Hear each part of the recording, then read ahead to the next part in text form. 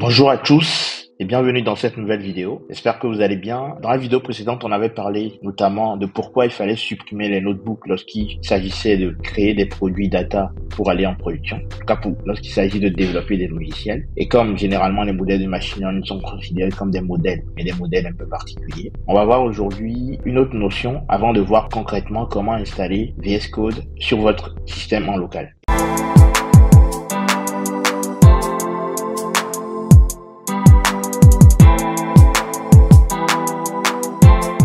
J'ai nommé donc ce chapitre installer Linux sous Windows, quelle galère. En effet, personnellement, lorsque j'ai débuté ma carrière, il y avait beaucoup d'erreurs que j'effectuais, notamment l'installation des images Linux qui me posait énormément de problèmes sous Windows, ok, parce qu'il fallait avoir des réelles compétences pour partitionner au niveau des disques. C'est très compliqué. Et ensuite, il y avait aussi une autre possibilité, c'était d'installer donc du coup en utilisant VirtualBox, mais qui est très galère aussi, qui est un peu compliqué. Vous aurez d'ailleurs là-dessus une ressource écrite pour avoir cette option aussi de disponible dans le cas où vous voulez utiliser VirtualBox, mais je ne vous le conseille pas. La solution que je vous conseille ici nous vient en fait de Windows System for Linux, qui permet très facilement d'installer en fait un système Linux sous Windows et de pouvoir utiliser VS Code en conjonction avec ce système-là pour pouvoir travailler avec des commandes Linux et pouvoir améliorer de façon continue votre environnement de développement. C'est tout simplement pour vous montrer un outil en plus qui viendra avec VS Code qui va nous permettre de pouvoir faire des choses qui sont liées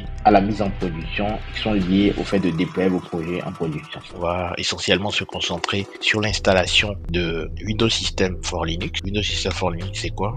On va aller directement dans Google, faire du VSL et vous avez donc installé du VSL de Windows. Donc ce tutoriel est très bien. Donc cliquez là-dessus. Donc je reviens pour que vous voyez très bien. Donc du VSL et ensuite installer du VSL, donc là le tutoriel de Windows. Et là, quand vous descendez ici, vous donne donc ça à taper donc dans le PowerShell. Donc le PowerShell, vous venez ici, faites Windows, ouvrir PowerShell et tout simplement taper donc copier-coller la commande.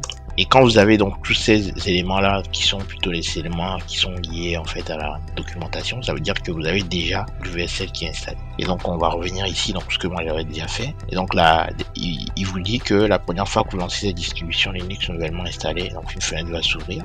Donc ce que nous on va faire, c'est que si on veut vraiment installer des choses, donc de votre côté, vous allez donc copier ça, vous allez venir ici, on va écrire le terminal. Ensuite, je vais faire copier-coller ici. Là, ici, en fait, je lui demande de me lister en fait tout un ensemble de distributions Linux que nous avons.